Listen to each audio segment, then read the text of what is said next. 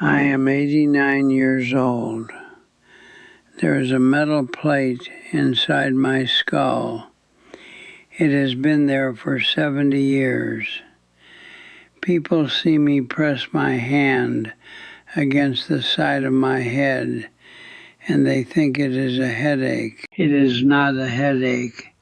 It is a piece of surgical steel installed by 2 Serbian prisoners of war in a German hospital using instruments meant for field amputations and almost no anesthesia. It is there because on November 29, 1943, my bomber was cut in half by German cannon fire at 24,000 feet, and I fell 4 miles to the earth in the severed tail section with a shredded parachute and 2 broken arms. I am one of 3 men in the entire Second World War who survived a fall like that. I kept firing my machine guns the entire way down. Let me tell you exactly what happened. I grew up on a dairy farm near Soldiers Grove, Wisconsin. Small town, quiet life. I used to watch airplanes pass over the fields and dream about being up there. The day I turned 18, I enlisted. The Army Air Forces needed gunners, young men with quick reflexes who knew how to shoot. Farm boys who had been handling rifles since they could walk. They trained me as a tail gunner on B-17 Flying Fortresses. I learned to identify enemy aircraft at 2,000 yards. Messerschmitt Bf 109, Focke-Wulf 190. I memorized their silhouettes until I could name them in my sleep. I learned to fire in short bursts so the barrels would not overheat. I learned to compensate for wind, altitude, and the speed of my own aircraft. What they could not train me for was the reality of flying combat missions over Germany. At 24,000 feet, the temperature drops to 40 below zero. Your breath freezes on your oxygen mask. Your fingers go numb inside electrically heated gloves. And the German fighters come at you in waves, firing 20-millimeter cannons that tear through aluminum like it is paper. The 8th Air Force was losing bombers at a catastrophic rate. 2 months before my first mission, the raid on Schweinfurt cost 60 Flying Fortresses in a single day. 600 men killed or captured in one afternoon. A crew had to complete 25 missions to go home. The average crew lasted 15. Some bomb groups were losing half their aircraft every month. Those were the odds I was flying into. November 29th, 1943, my first combat mission. The target was Bremen, shipyards, aircraft factories, submarine pens, one of the most heavily defended cities in Germany. Over 300 bombers left England that morning. My aircraft was a B-17 named Risky Tiki Tavi, flying out of Snetterton Heath with the 96 Bomb Group. I sat on a bicycle-style seat in the tail section, separated from the rest of my crew by 40 feet of fuselage. The tail gunner was the loneliest position on the aircraft. Your only company was a pair of 50 caliber machine guns and the enemy fighters trying to kill you. The German fighters had already shot down 6 fortresses in the first hour. The flak over Bremen filled the sky with black bursts. We could not maneuver. You had to fly straight and level for the bomb run. I watched a B-17 in the formation ahead take a direct hit. It folded in half and dropped out of the sky like a broken toy. We released our bombs, 4,000 pounds of high explosives, and turned for England.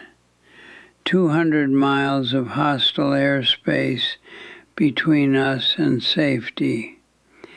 That was when our number 2 engine took a direct flak hit. The propeller windmilled uselessly, and we started losing speed. A damaged bomber falling behind the formation was a death sentence. German fighter pilots watched for stragglers. A lone B-17 without the protection of mass defensive fire was easy prey. I saw them coming, a dozen Messerschmitts climbing from below, Focke-Wulfs diving from above. We were about to fight alone against overwhelming odds, and in the tail, I would be their first target. They came in from the 6 o'clock low position, directly behind and beneath the bomber. I pressed my shoulders against the steel chest plate and squeezed the triggers. My twin 50 calibers roared to life. The fighters attacked in pairs. One would draw my attention while the other lined up a killing shot. I swung my guns from target to target. Spent brass casings piled up around my knees.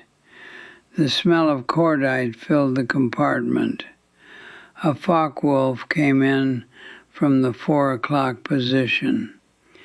I swung and fired. Its wing disintegrated. It spiraled downward, trailing black smoke. My first confirmed kill. Then the cannon rounds found me. 20-millimeter shells punching through aluminum. I felt something slam into my left forearm, then my right. Both arms hit, blood soaking through my flight suit. The pain was immediate and sharp, but my hands still worked. I could still pull the triggers. I looked down at my parachute, the silk canopy packed into a canvas container strapped to my chest. Multiple holes. Cannon rounds had shredded it. If I had to bail out, I would fall 4 miles to my death. The attack kept coming, pass after pass. I counted at least 15 fighters circling the crippled bomber. Somewhere forward, the intercom, filled with static and fragments of voices I could not understand. One by one, the other guns stopped firing. Both waist gunners, the ball turret, the top turret, the radio operator, the pilot and co-pilot were dead at the controls. Of 10 men who had left England that morning, only 2 were still breathing. Navigator Jesse Orison in the nose and me in the tail. 40 feet of shattered fuselage between us. Then I heard it, the sound I carry in my head to this day. Tearing aluminum, the shriek of structural failure. Risky tiki-tavi was breaking apart. The fuselage split just forward of my position. I watched the front of the aircraft, the wings, the engines, the cockpit, the bodies of 8 men I had flown with, separate and fall away, tumbling toward the German countryside 4 miles below. I was alone, trapped in a severed tail section, wounded in both arms, parachute destroyed, 24,000 feet above enemy territory, falling.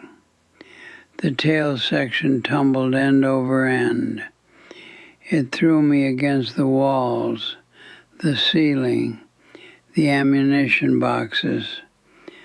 Blood sprayed across the interior.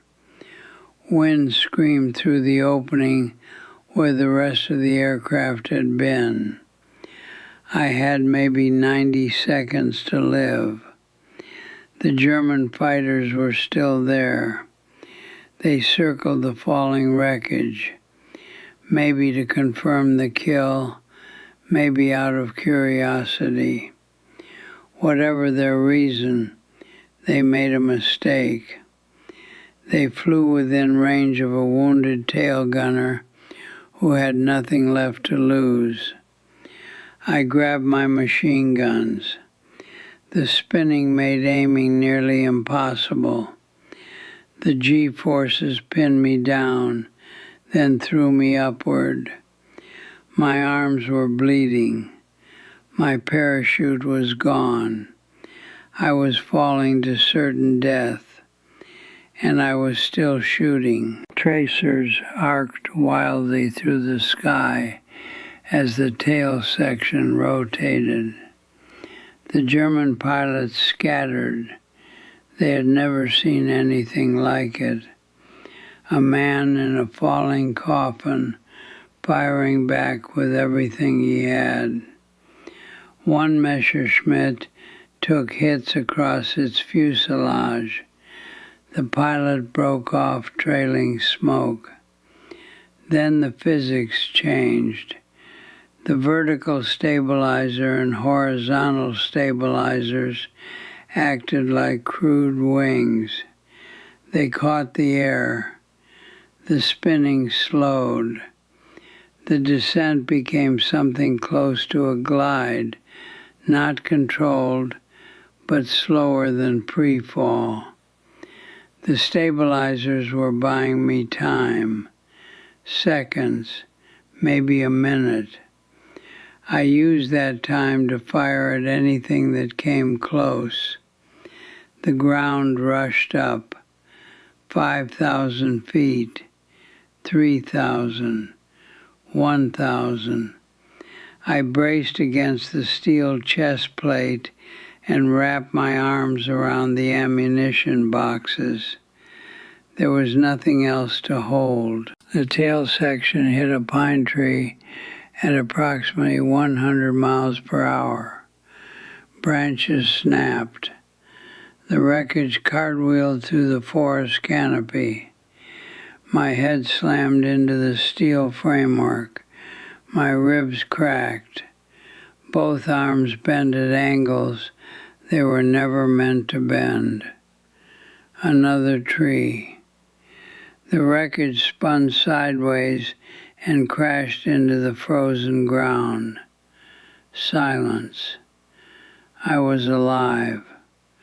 Both forearms broken in multiple places, compound fractures, bone through skin, ribs shattered, a piece of my skull torn away, brain partially exposed to the freezing air. I crawled out of the wreckage onto frozen ground near the town of Syke, 15 miles south of Bremen. German soldiers found me within the hour.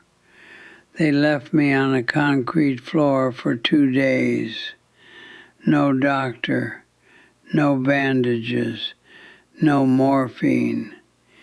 Gangrene was setting in. My arms were turning black. On the 3rd day, they brought me to a prisoner of war hospital. 2 Serbian doctors, military physicians, captured on the Eastern Front, forced to treat Allied prisoners, looked at my injuries and decided to try to save me. Not because anyone ordered them to, because they were doctors and I was a wounded man. They operated for 7 hours with field instruments and almost no anesthesia. They set my bones with metal pins and wire. They cleaned the infected tissue. They covered my exposed brain with a metal plate, the plate I am touching right now, 70 years later. They told me the next 72 hours would decide if I lived or died. The fever hit that first night, 104 degrees, delirium. I called for my mother. I screamed warnings to crewmates who were already dead. The Serbian doctors sat with me through the night, cold coughs on my forehead, whispered encouragement in accented English I probably could not hear. On the 3rd morning, the fever broke. I was going to survive. But surviving the fall was only the beginning.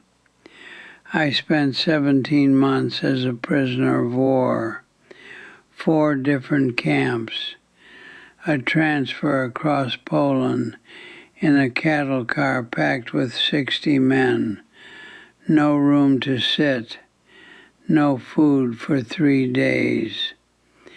Then the hell ship.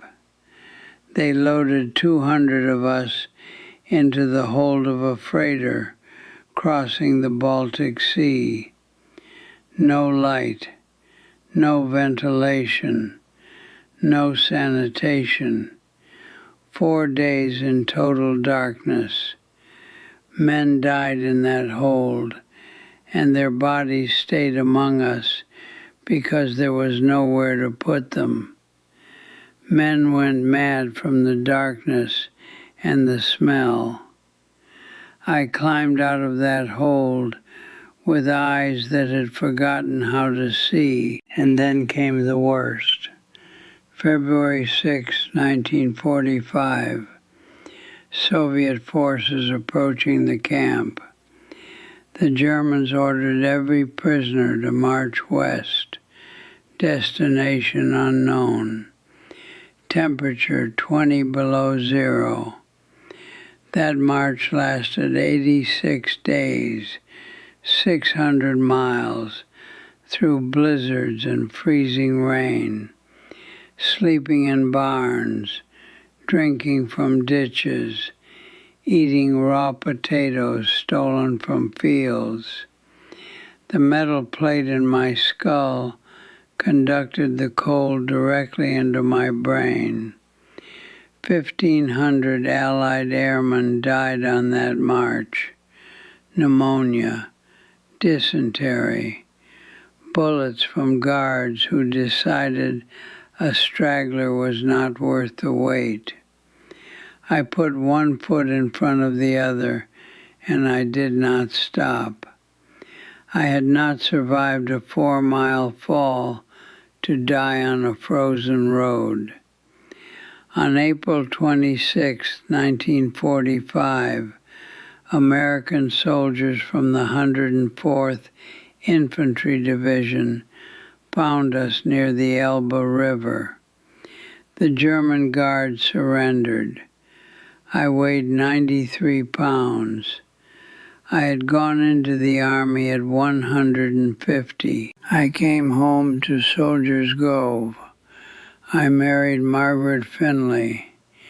We had 9 children. I worked the farm. I went to church on Sundays, and I did not speak about any of this for more than 60 years, not to my wife, not to my children, not to anyone. The nightmares came every night, but the words never did. In 2007, the state of Wisconsin gave me their first Veteran Lifetime Achievement Award. A teacher named John Armster spent years documenting my story.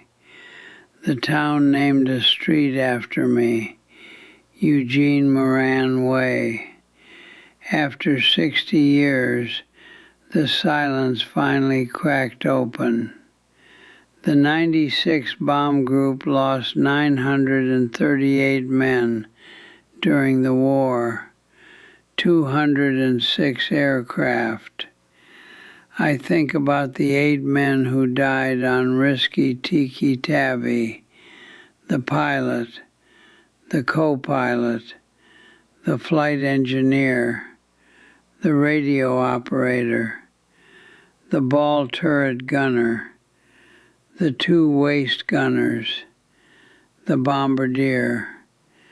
Their names are fading from memory, and that is the thing I cannot accept. I am pressing my hand against the metal plate right now. It is warm from my skin.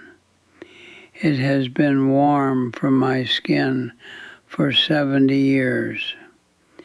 2 Serbian doctors I never saw again put it there because they believed a wounded man deserved to live, even an enemy, even when no one was watching, even when the supplies were almost gone. That plate held my skull together. The silence held everything else prisoner. You, whoever is listening to this, the loneliest position is not the tail of a B-17. The loneliest position is carrying a story that no one has heard. I would rather wear out than rust out. That is how I lived. Tell someone your story before the silence becomes the only thing left. I am 89 years old. The plate is still in my skull, and I am still here.